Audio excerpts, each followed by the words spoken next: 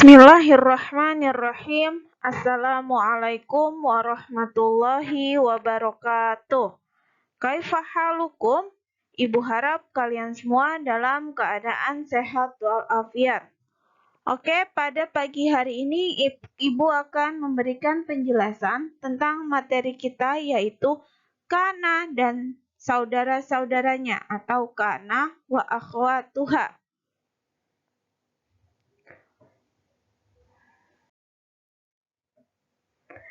Oke, al-awamilu ad-dakhilah 'alal mubtada'i wal khabari. Amil-amil yang masuk ke dalam mubtada dan khobar. Minggu lalu, Ibu sudah berikan kalian catatan dan sudah kalian catat. Di situ terdapat bahwa amil-amil yang masuk ke dalam mubtada dan khobar itu ada 3. Yang pertama, kana wa akhwatuha atau kana dan saudara-saudaranya. Yang kedua, inna wa akhwatuha, inna dan saudara-saudaranya. Dan yang ketiga, zonna wa akhwatuha, zonna dan saudara-saudaranya. Jadi amil yang masuk ke dalam mubtada dan khobar ada 3. Kana wa akhwatuha, inna wa akhwatuha, dan zonna wa akhwatuha.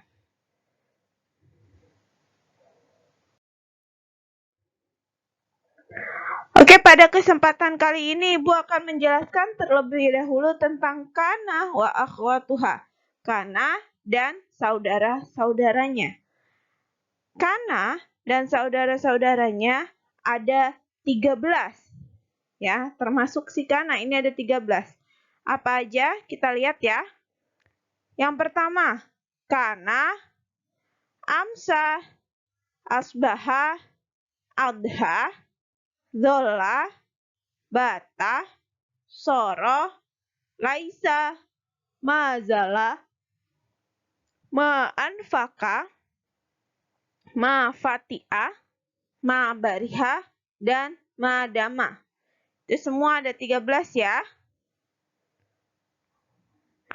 Nah, kana dan saudara-saudaranya ini harus kalian hafalkan nanti agar kalian tidak terkecoh. Mana yang saudara kana, mana yang saudara inna, dan mana yang saudara zonna. Ya, harus dihafal ya. Dari kana sampai madama.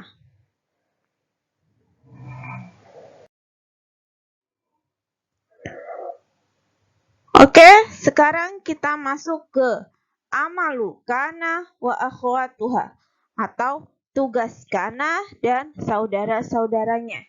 Apa sih tugas kana dan saudara-saudaranya? Ingat ya, kita membahas tentang amil-amil yang masuk ke dalam mubtada dan khobar. Jadi kita akan masih membahas tentang mubtada khobar. Nah, tugas kana dan saudara-saudaranya yaitu tarfa'ul isma wa tansibul khobar, yang dimana artinya merofakkan isim dan menasabkan khobar. Isim yang dimaksud di sini adalah mubtada. Jadi tugas kana dan saudara-saudaranya merofakkan isim atau mubtada dan menasabkan khobar. Amalu kana wa akhwatuha tarfa'ul isma wa tansibul khobar. Bagaimana penjelasannya? Kita langsung melihat ke contoh berikut.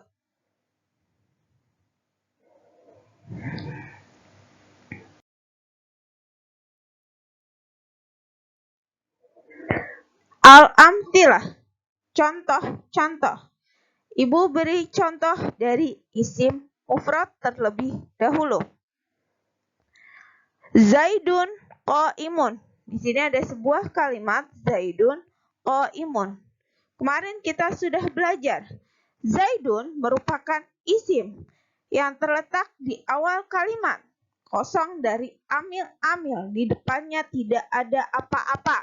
Maka kata Zaid merupakan mubtada. Dia isim yang dirofakkan, yang kosong dari amil lafaz. Di depannya tidak ada apa-apa, dia paling depan, itu namanya mubtada. Qaimun adalah kata yang bersandar kepada mubtada yang disebut sebagai khobar. Jadi di sini kita bisa tahu bahwa Zaid kedudukannya sebagai mubtada dan qaimun kedudukannya sebagai khobar. Dua-duanya mubtada dan khobar sama-sama isim yang dirofakkan.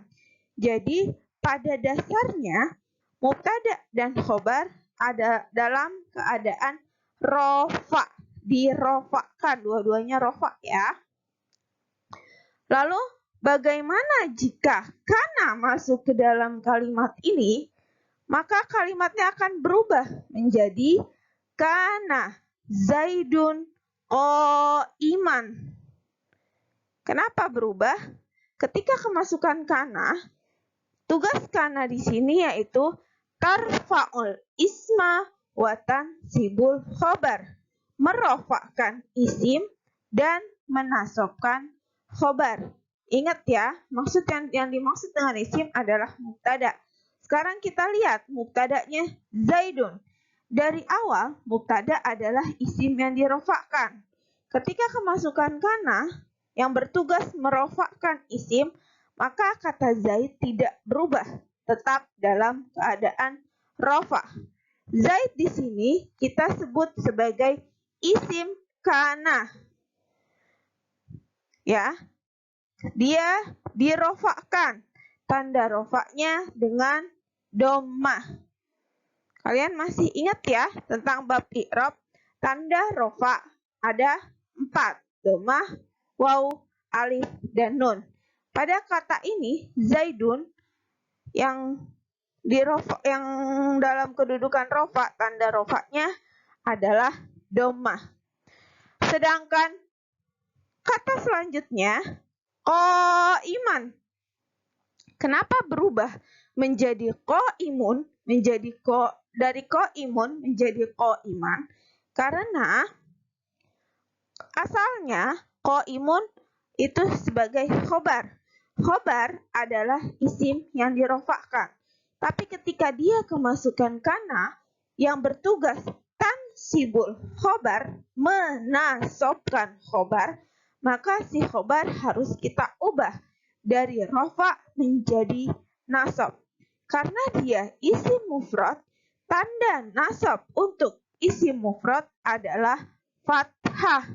Maka dhammah yang di kata qaimun kita ubah menjadi fathah, menjadi qaiman. Maka kata qaiman di sini kedudukannya sebagai khobar kana dalam keadaan mansub atau nasab yang ditandai dengan fathah. Sampai sini paham ya? Jadi ketika ada kana dan saudara-saudaranya masuk ke dalam mubtada dan khobar, tugasnya adalah merofakkan isim dan menasobkan khobar. Atau dalam artian lain, yang harus kita ubah adalah khobarnya. Ya, mubtadanya tetap, khobarnya yang harus kita ubah. Karena yang tadinya rofa, kita harus ubah ke nasab. Kita ke contoh berikutnya.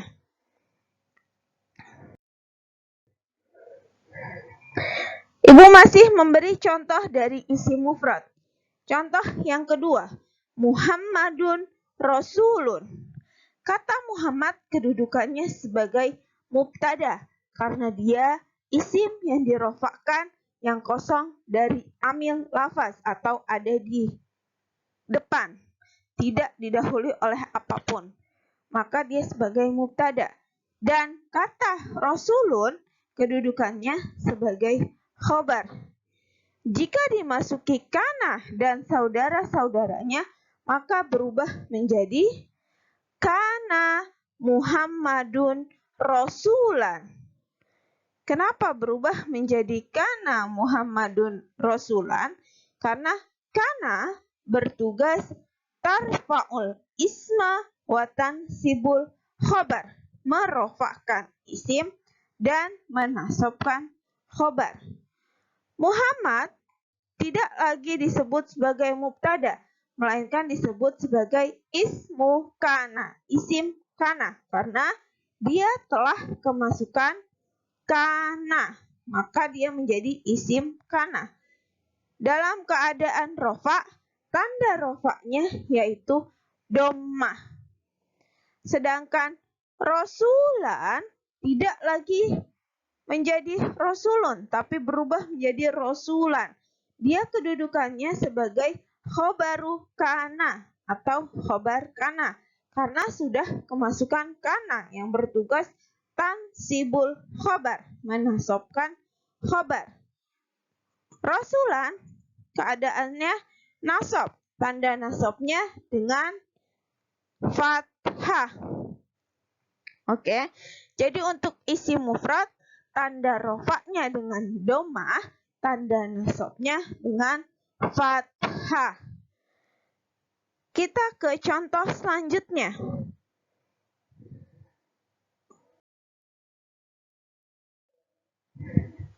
Masih contoh isim mufrad.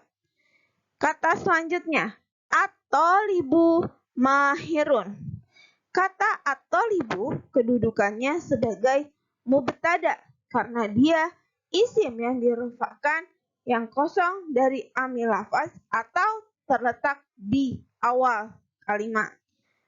Tidak ada apapun di depannya. Sedangkan kata mahirun kedudukannya sebagai khobar karena dia bersandar kepada mubtada. Jika kemasukan kana dan saudara-saudaranya, maka kalimat tersebut berubah menjadi soro atau libu mahirun. Sekarang ibu beri contoh dengan saudara kana yang lain yaitu soro. Jadi bukan cuma kana ya, tapi semua saudara-saudaranya. Ketika kemasukan kata soro, maka berubah menjadi soro atau libu mahirun. Kenapa berubah? Karena soro tugasnya sama seperti kana, tarfa'ul isma wa tansibul khobar, merofakkan isim dan menasabkan khobar. Maka kata at-thalibu menjadi ismu kana, isim kana. Ya, sama aja ya, atau kita bisa sebut ismu soro, isim soro, sama aja karena soro adalah saudara dari kana. Yang rofa, tanda rofanya yaitu domah. Dan kata mahiron kita sebut sebagai khobaru kana yang menjadi nasab. Tanda nasabnya adalah fathah. Sampai sini paham ya? Untuk isim mufrad, tanda rofaknya domah dan tanda nasabnya adalah fathah. Jadi berubah khobarnya, yang tadinya domah menjadi fathah, yang tadinya rofa berubah menjadi nasab. Kita ke contoh selanjutnya.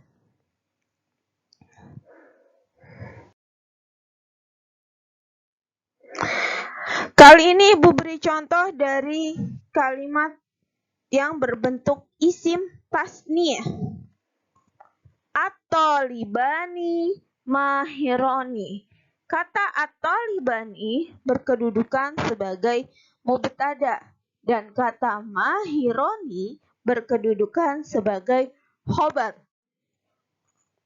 Apabila kemasukan kana dan saudara-saudaranya, maka berubah menjadi asbaha at-thalibani mahiroini. Dilihat ya perubahannya.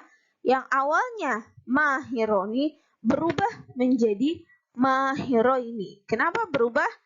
Asbaha mempunyai tugas yang sama seperti kana, yaitu tarfa'ul isma wa tansibul khobar, merofakkan isim dan menasabkan khobar. Maka at-thalibani di sini sebagai ismu kana dalam keadaan rofa.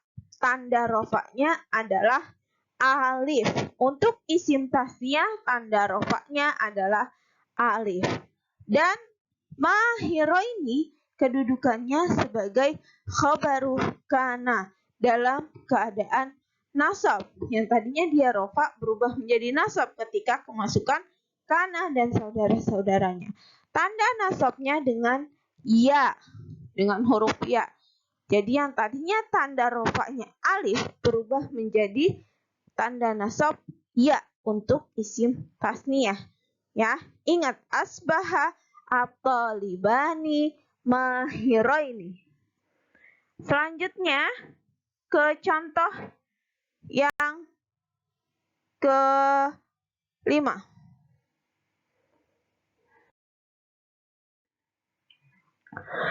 Contoh dari jamak muzakkar salim.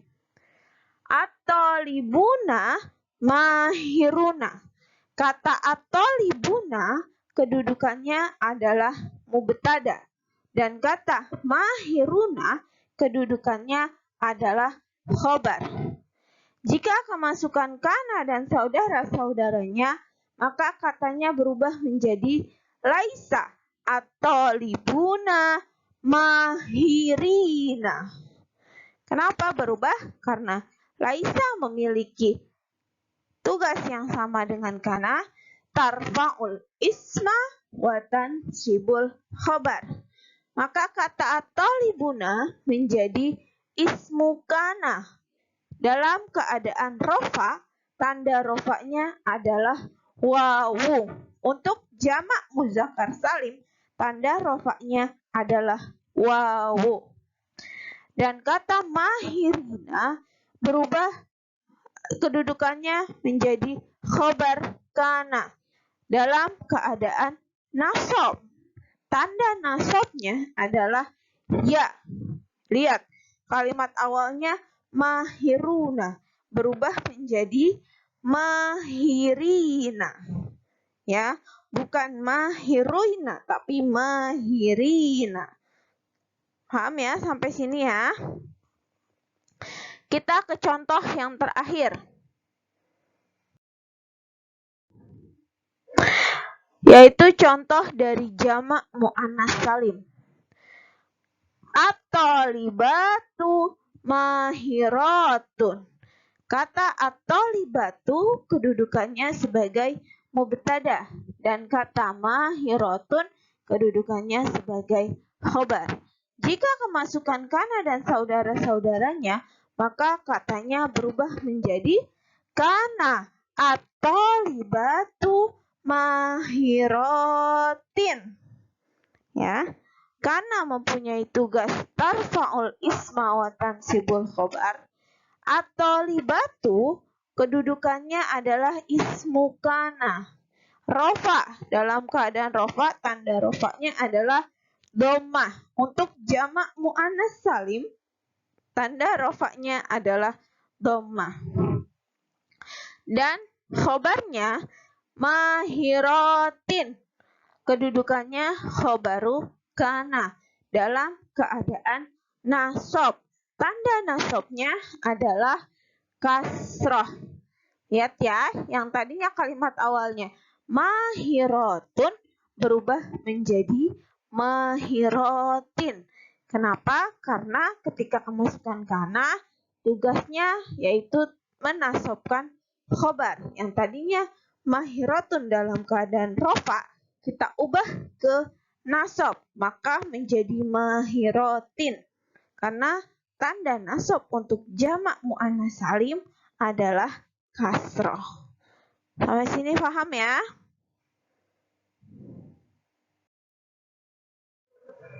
Oke, terima kasih atas perhatian kalian semua.